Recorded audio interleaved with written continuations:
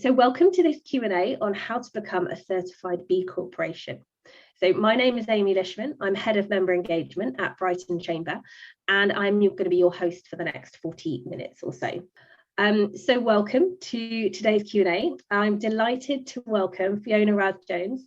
Fiona is a B Corp B leader and the founder of Make Impact, an agency helping companies to lead with purpose and to make their business a force for good in a way that helps their businesses grow.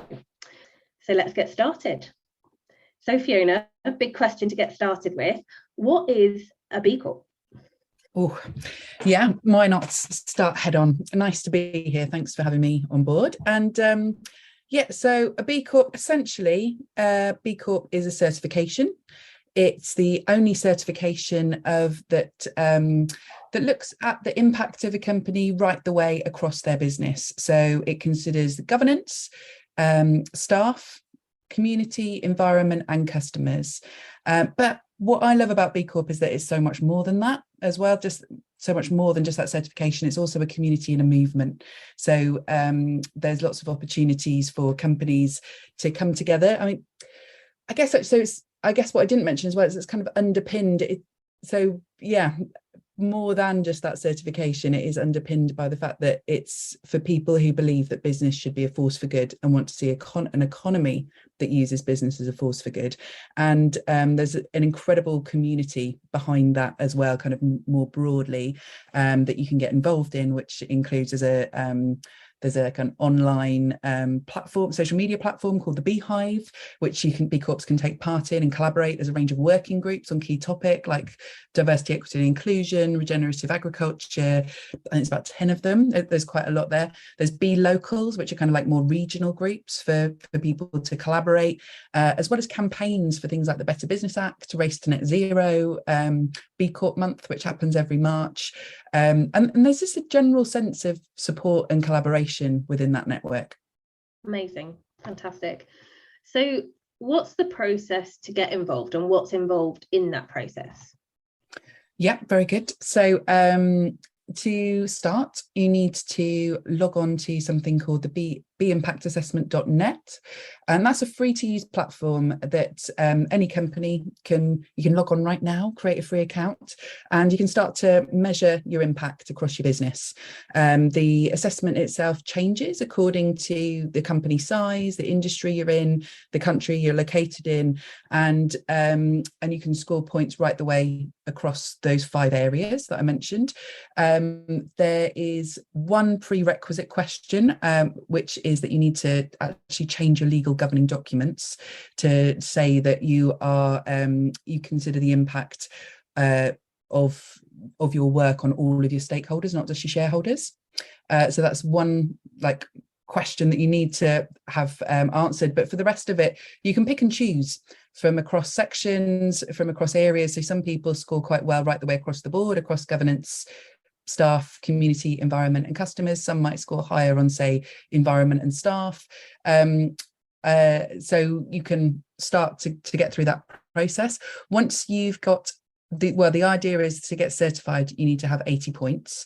B Lab, who are the charity behind B Corp certification, say you should start with 85 points, because you will get kind of buttered down through that process. So as soon as you kind of got that 85, you can press submit.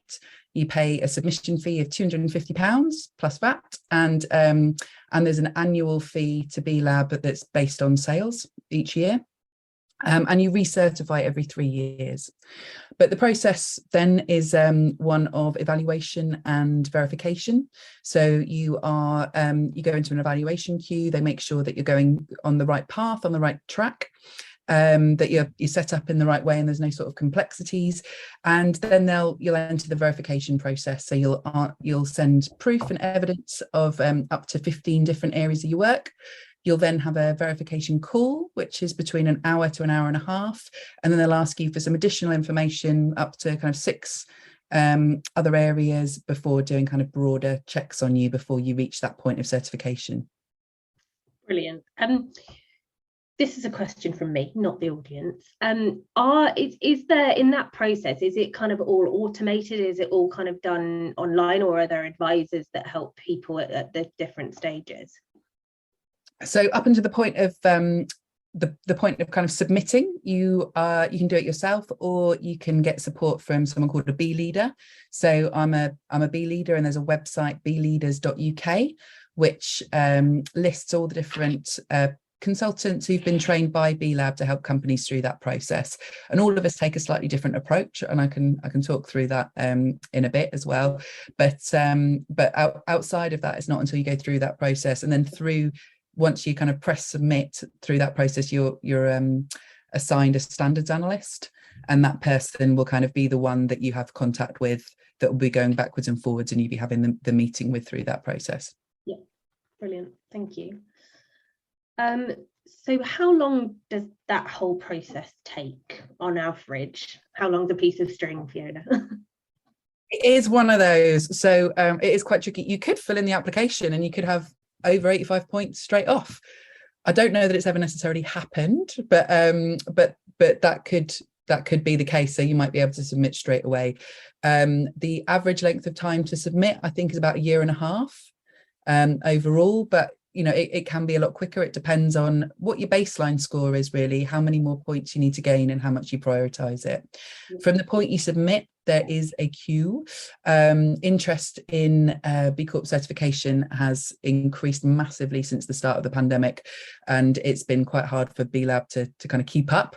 And in fact, I think it's over the last year or so, the number of B Corps that are certified in the UK have doubled, despite it being around in the UK since 2014. So the wait list is around 8 months now from the point of submission. Brilliant, thank you. Got a question that's come through around the B leaders that you just mentioned there. Are they split into industry areas that they may specialise in, or do you work across industries? I think everyone's come from a slightly different background, and some do specialise in industry, some don't. So they're quite generous. I mean, someone that I work with quite well, for example, is specialised in fashion and jewellery. And she's actually formed a kind of coalition within that industry to help those organisations through B Corps. There's some that kind of specialise more in large corporates and multinationals. Personally, I specialise in companies between like 1 to 10 million who are kind of already doing quite a lot of creating quite a lot of positive impact and have a sense of purpose. But I like working with lots of different industries. So it depends. There's lots of different people to choose from to help guide you through your journey. Thank you. Just checking the questions to make sure I don't miss something that's relevant to exactly this at the moment. So we've got a couple of questions that have come through. Size of business keeps coming up when it comes to B Corp. So obviously you've just mentioned a revenue figure there, but do you have to be a particular size of business? Can you just be 3 members of staff? Can you be a sole trader? What's your thoughts on that? So you can be a sole trader. It can be any size from 1 up to a multinational. And everything in between. In fact, the highest scoring B Corp in the UK is a company of 3, which is U Underwear. So they've definitely proven that you can do it and excel at doing it. I think that it's and in terms of the B Corps that are out there, I think you probably hear a lot of the big names like Patagonia, Ben & Jerry's, Body Shop, the kind of like more obvious ones. But there do tend to be a lot in the food and drink sector. In fact, I've heard some people say that that's almost becoming like a hygiene factor now in food and drink, is to kind of like become a B Corp, and there's lots of kind of broader benefits for that industry as well, through their buyers and supply chains, and we can touch on that more if anyone's interested. But it's right the way across the board. Legal firms, insurance companies, lots of marketing agencies, lighting manufacturers, property, everything is right the way through. I think there's 150 different sectors represented internationally. Amazing, thank you. And linked to that, we had a question around alternatives, but I know we're going to ask that in a little bit, so we'll come to that in a second. Another question has come in around a particular legal entity. When you're setting up your B Corp, so can you be a limited company in a B Corp? What's the guidance on that? Yeah, as long as you're a profit making business, you can be any legal entity. Amazing, thank you.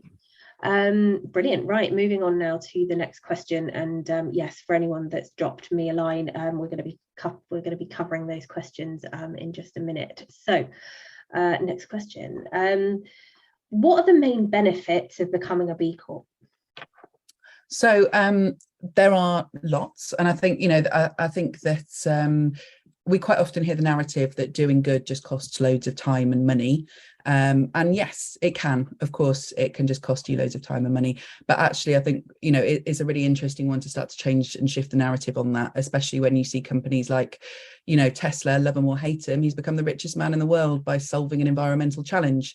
You know, you see Larry Fink, you know, from BlackRock Investment saying that he believes that the next 1,000 unicorns are going to be carbon reducing companies, and you know, a lot of the B Corps themselves are quite sort of high growth. So kind of looking at it from that perspective, I think it's really good to start to challenge that. Of course, you're not going to get any of the benefits if you don't build them in from the start. And I kind of wanted to kind of highlight that, really, because I think some people go through this process to become a B Corp, and, you know, it's maybe sat with one person in the organization, and they go through and they, you know, like tick the boxes, and they do good things, they get the policies in place, you know, everything's there, but then they kind of get out the other side and go, okay, I've got my badge, what now? But I think there's ways, if from the start you're building the strategy and the benefits, and you're very clear about what you actually want to get out of it from the beginning, that you can leverage a lot out of that. And it is one of those, it's the classics, you know, you get out as much as you put in. But I think, you know, essentially people want to, you know, work for, buy from, and invest in companies that they believe in. You know, you've seen huge amounts of change, you know, particularly recently, I think, and the movement in kind of people wanting to work for B Corps. Or, you know, or companies that are kind of purpose led, and people seeking more meaning in their work. And, you know, that shows in application rates to B Corps, which are much higher more broadly. You see people wanting to buy from as well. There's loads of studies out there, but you know, the Zeno Strength of Purpose studies show that people are 4 times more likely to buy from a company with purpose. 80% of people want brands to solve social and environmental problems. That comes from the Edelman Brand Trust Survey. So yeah, you've got those kind of drivers in terms of investment. People, yeah, well, there's now more ESG funds than there are regular funds out there. I think in some ways the B Corp assessment is kind of seen by way as a kind of due diligence. Like, these companies are obviously thinking, you know, throughout their organization to make sure that everything's robust, and investors are kind of seeing that and that long-term thinking, and, you know, actively courting B Corps in that process. So you know, you've got that really strong, I think, in an age where we've got quite a lot of greenwashing going on, and, you know, kind of people recognizing those benefits, but potentially greenwashing. I think that B Corp certification is a really good way to build trust and credibility, sort of more broadly on that front. Differentiation and standing out, and yeah, being part of that community, and kind of working together to leverage that change. Like, you know, B Corps want to buy from other B Corps, you know, like that. I've heard of some like really big brands now not working with marketing agencies unless they're B Corps. I've, you know, those organizations are kind of driving these change like up and down their supply chain.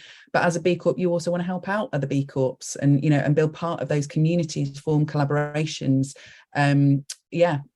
support each other. And so I think that there's huge potential benefits, but you need to really kind of be actively thinking about those, and thinking, you know, I think the biggest ones that I hear from my clients, that the biggest kind of benefits they want from it is that they, I think quite often they're kind of generally doing the right thing, but you know, and they're working hard to do that, but they find it hard to kind of really understand, am I, you know, like, how do I compare to other companies, and also kind of like, how do I prove that when maybe some of my competitors are shouting about what they're doing, and but maybe not so well. And I think it is that kind of, that piece of understanding, proving, and kind of having a framework to improve the business, and sort of, yeah, more broadly in that way. And a lot of them do it for, you know, 3 areas, which is staff engagement, which is huge. And so kind of, if you do it with one person in a back room going through the process for you, that's not going to engage your staff. Whereas if you're like building it into everything, differentiation and kind of attracting new customers, and when those things are built in from the beginning, you're much more likely to be actually achieving those benefits. Amazing, thank you. So we've had a few more questions that kind of relate to the process. So I'll circle back to those now, just because I think they're fresh in all of our minds. We've had so earlier you mentioned around the kind of renewal process after you've got that initial certification, and every 3 years you're going through that process. Is there another fee each time that renewal happens? Yeah, so there's an annual certification fee that you need to be a part of. You also need to be producing an annual impact report that you submit. So even though you don't have to go through the full application annually, you're reporting on that through an annual impact report. And then again, there's a submission fee. Okay. For that recertification every 3 years. Yeah, and that you mentioned a percentage of sales that would need to be paid. Is that based? What's that based on? Is it kind of what's that based on?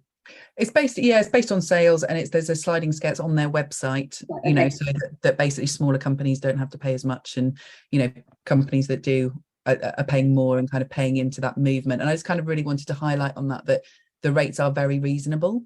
That they are a charity, and all of the money goes towards anything that isn't in the actual nuts and bolts of going through that certification process.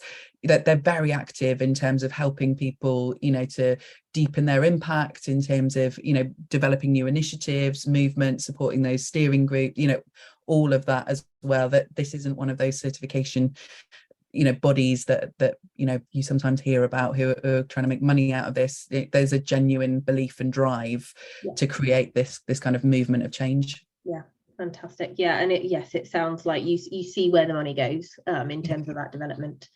Another question came in around the submission, and around that to submit you need the 80 points, because there's that 8-month wait.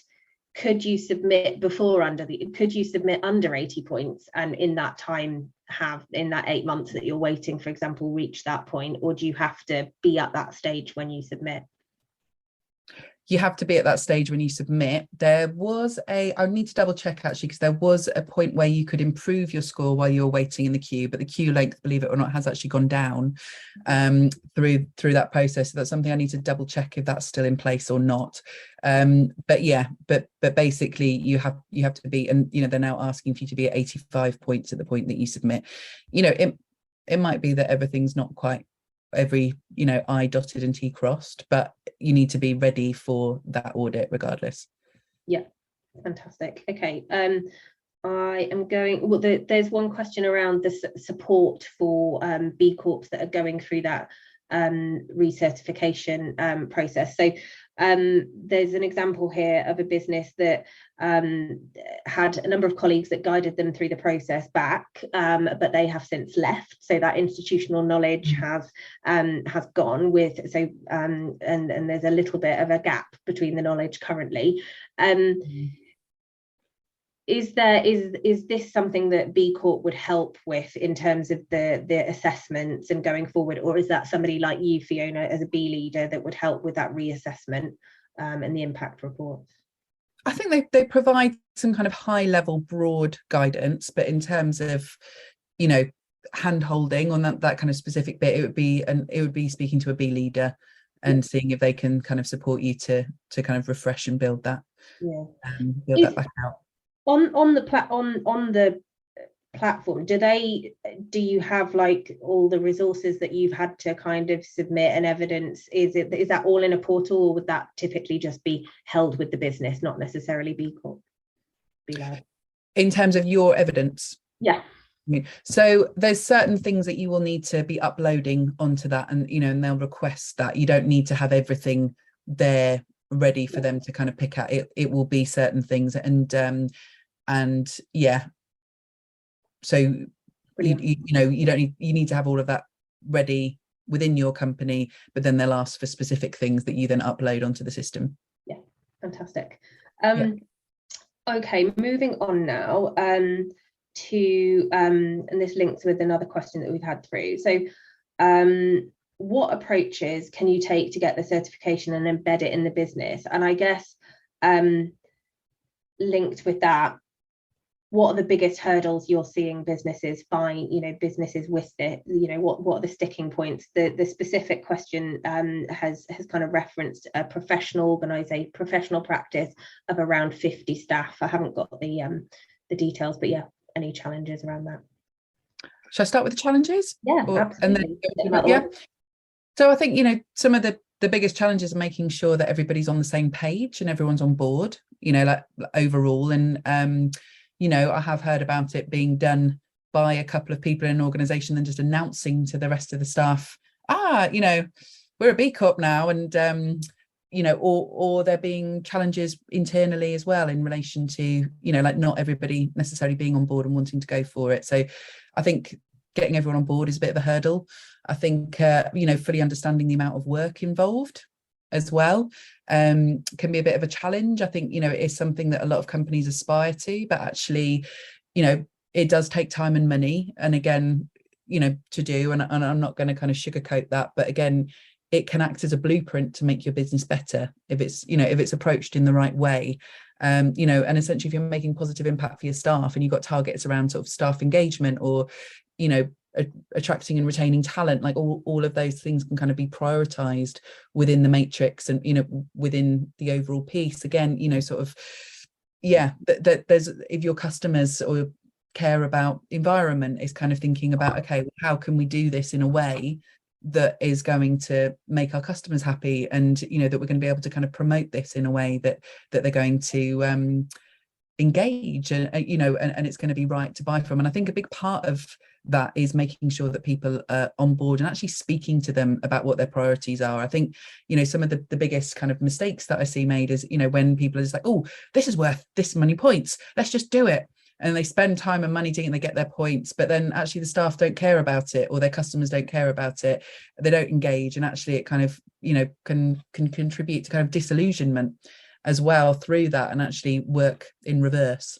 So I think that, those are, I think it's mostly kind of making sure that everybody's on board and really understanding the kind of, time and money involved and the kind of the approach that you take. And I think that kind of leads on to speaking about the approach more broadly. So I think it can be done as any sort of certification. You can hire someone or add it on, I see it sometimes added on to the HR function or added on to the marketing function for somebody to be doing it and working through, and that does happen.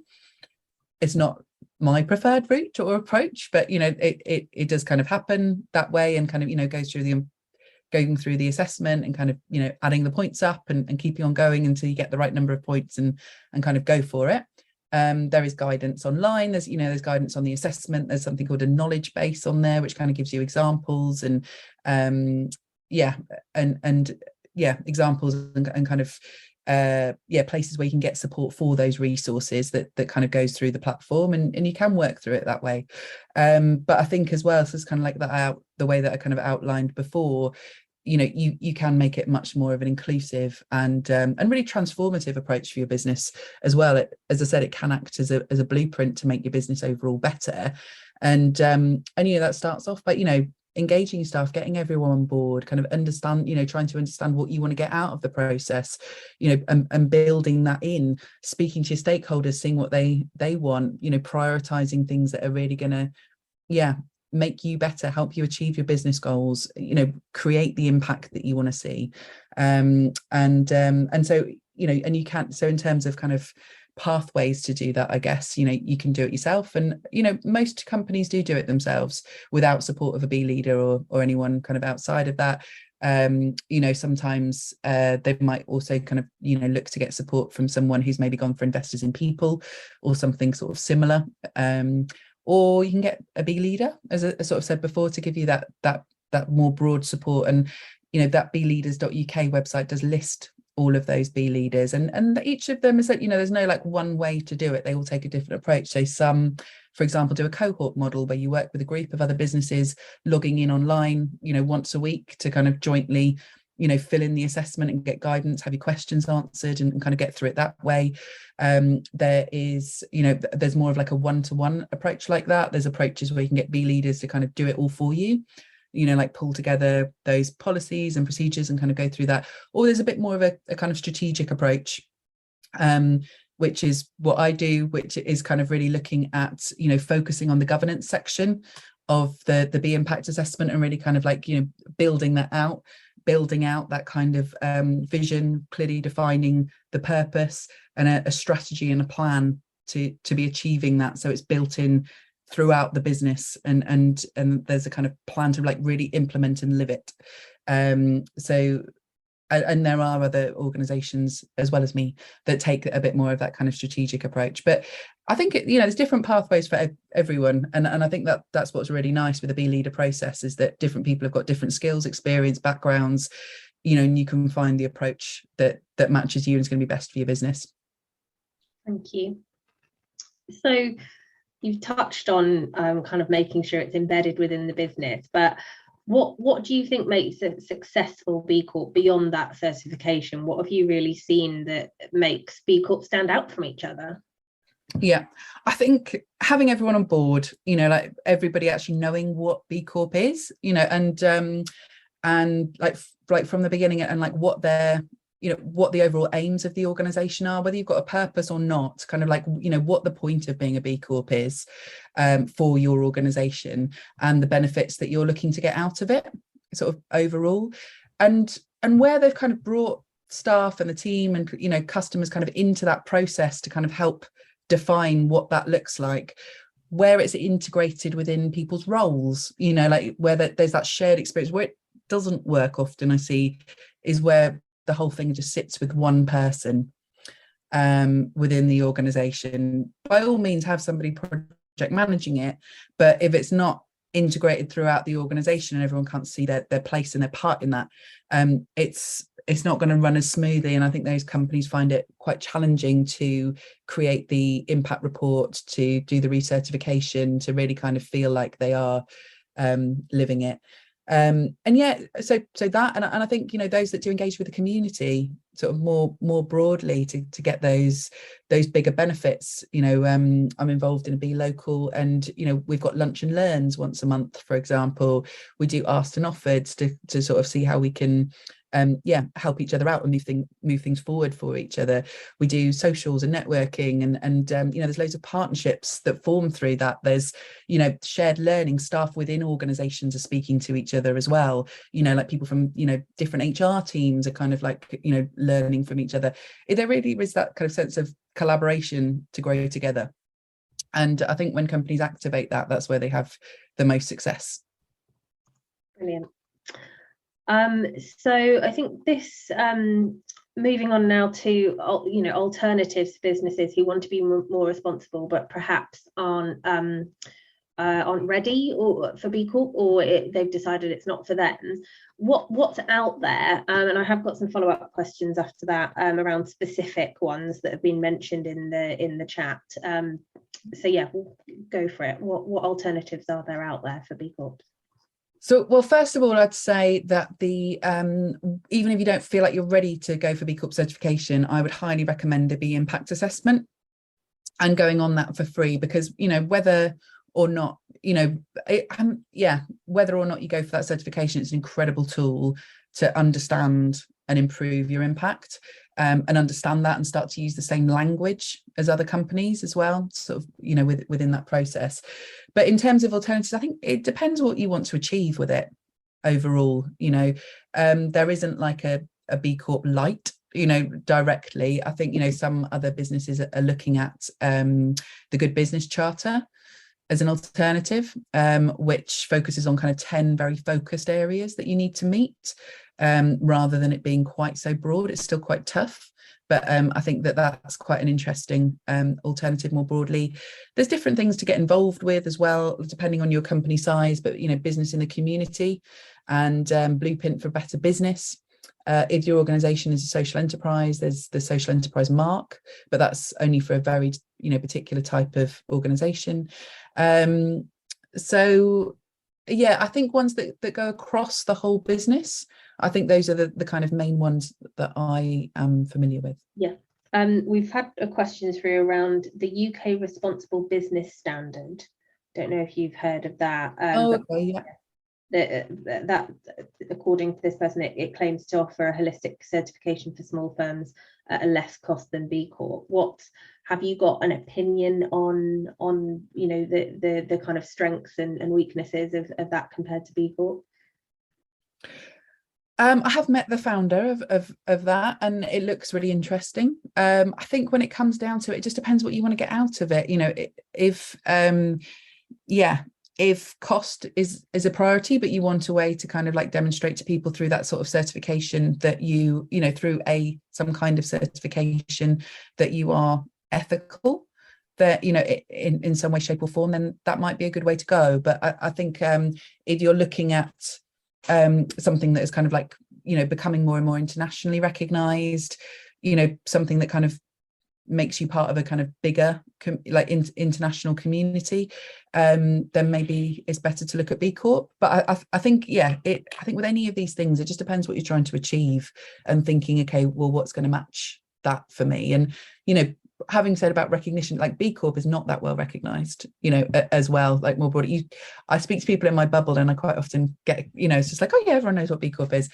But I go to a different event and actually, like most people haven't heard of B Corp, so they might vaguely know about it. So I'm not going to sit here and pretend it's really well known. But at the same time, you look at the kind of businesses that are involved and you look at the way the movement's growing. Next month we're due to hit 1,000 B Corps in the UK. That's double what it was last year. And you can kind of see the momentum within that. Linked to that, are there consistent standards across international borders? Is it all the same regardless of where you are? Yeah, so the assessment changes slightly according to whether you're in a developed or emerging market, sort of country wise, but otherwise it's consistent right the way across. And when they've developed the standards, they've tried as much as possible to integrate them with other standards, so like GRI and the UN Sustainable Business Goals, and various other ones they've tried to look at and as much as possible kind of integrate and line them up. Obviously there's, if you're a large corporation, there are obviously kind of like a lot more options out there in terms of potential standards and things that you might be looking at. But yeah, that there is no one agreed metrics, set of metrics, across the board. But I think that B Corp is, obviously very biasly, it is kind of heading in that direction. Thank you. We've had a question through around, you mentioned B Local before. Is there a B Local in our local area down here in Sussex? I have heard that there is one forming. So I'm formerly from Brighton and I've moved up to Yorkshire a few years ago, although I work nationally. So, we formed one there about a year ago. But yeah, they are popping up everywhere. And I have heard that there is one in Brighton. I think there's the most active ones are probably Yorkshire, Greater Manchester, Bristol and Bath, and Cornwall at the moment. But they're, again, like as the community grows, and I think that, that they were mostly kind of set up to try to, like the movement was very London centric, it still is, and trying to get it out into the regions more and kind of like build that sense of community outside of that. So yes, I've heard that there is a Brighton one on the way. Brilliant. That doesn't surprise me, and I certainly know from some of our fantastic partners around the city that there's so many events and there's plenty to kind of see that movement growing in Brighton. I think as well, there's in Brighton as well, there's the Good Business Club and the Happy Startup School as well, which are great places for kind of good businesses to go and start to kind of connect and network with those other people, with like-minded businesses, and learn about making an impact as well. So I think that if you haven't and you're in that local area, kind of check out both of those networks, the Good Business Club and Happy Startup School. Brilliant, thank you. We've had one question come through around advice on changing the articles of association. Is it reviewing and inserting the B Corp suggested text, or do you have to be a bit more nuanced around what you want to achieve in that? it can be either or both, so that, you know, there is guidance into, you know, like word for word in terms of kind of like how to do it and action it. You know, it's something you can do yourself. It's something that you might want to, you know, kind of review a bit more broadly, you know, and kind of change for your use, but make sure you kind of keep the essence of what B Corp want, in which case I'd recommend hiring a lawyer, and that, you know, there are some legal firms who are kind of specialists in doing that. So yeah, it again, it depends what you want out of it. Yeah, fantastic. Final question that's come through is, can a B Corp lose its certification for not maintaining its standards? Yes, it can. So there is a process through which, a kind of complaints process that B Corps can go through, and that can be removed from them. I think that you know, being completely frank, you know, like that is a process that Brewdog are going through now. They are going kind of through that process based on, you know, the various allegations and things that have been made. I don't think that a final. Oh, I believe we may have just lost Fiona. We were doing so well there. Hi, Fiona. Sorry about that. Hello. It's all right. It's all right. You were saying about Brewdog going through that D Certification, if we can call it that. Well, yeah, so it's a review process, and, you know, if anyone wants to learn more about it, all the information is publicly available on the B Lab website as well. You know, it is taking longer than it, you know, I would have liked, and I think a lot of people would have liked, but it's there. Yeah, absolutely. And I guess organisations like B Lab, you know, it's emerging, and they're learning as they're doing, you know, going through it as well. So yeah, fantastic. We have had a message through around the B Corp Local in Brighton. I don't know if you can say, Fiona, but do you know who is leading on that at the moment, or is it something we can keep people in touch with? Of course, we'll definitely do that. Yeah, I think if you speak to Sam at PropellerNet, she'll be able to inform, you know, give information on what's happening. Yes, there's some fantastic leaders in Brighton. So through the chamber, we'll keep you in touch with that local movement and as well. So yeah, keep in touch with us. Fantastic. Well, I don't think we've not had any other questions come through, and I think we've managed to cover all of our questions. So yes, it just leaves me to say a massive thank you to Fiona. I have learned so much myself, and I'm sure from the questions that have come through that we have kind of hopefully answered all those burning questions. So yeah, many thanks, Fiona, for joining us from sunny Yorkshire. Looks lovely out there.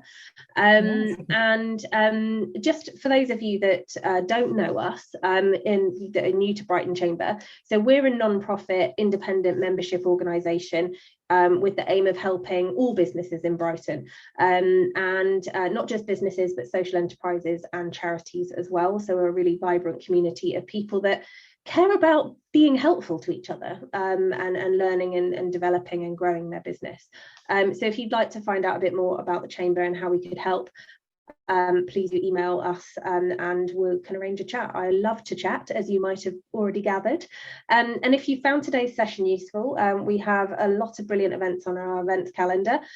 We have a wide range of events in person and online events. And our next Q&A is going to be on Thursday, the 10th of November, and it's all around how to improve your website's accessibility. So again, another brilliant session around being a responsible business, and that's going to be with Barry Bloy, a web developer and web accessibility consultant. And for those of you that are in Brighton and are interested to find out where have all the people gone, we have our big debate on the 16th of November, where we have a brilliant panelists, including Nye Cominetti, who's a senior economist at the Resolution Foundation, speaking and sharing a little bit about the labour market, where talent's going, what's happening with all of that. And we have some brilliant businesses, including a startup digital recruitment agency, and we have a managing director of a care home and care company as well speaking. So my colleague Laura has popped those in the chat, and if you'd like to come along, we'd love to see you. So it's been an absolute pleasure. Thank you again to Fiona, and we'll be sharing links to the B Impact Assessment. We'll share links to I think there's a list of B Corps on the web, on B Lab's website around the world. We'll share the various things that we have been talking about as well in the follow-up email. So look out for that. Excellent. Thank you very much for having me. Thanks everyone. Thanks a lot. Take care. Have a good day.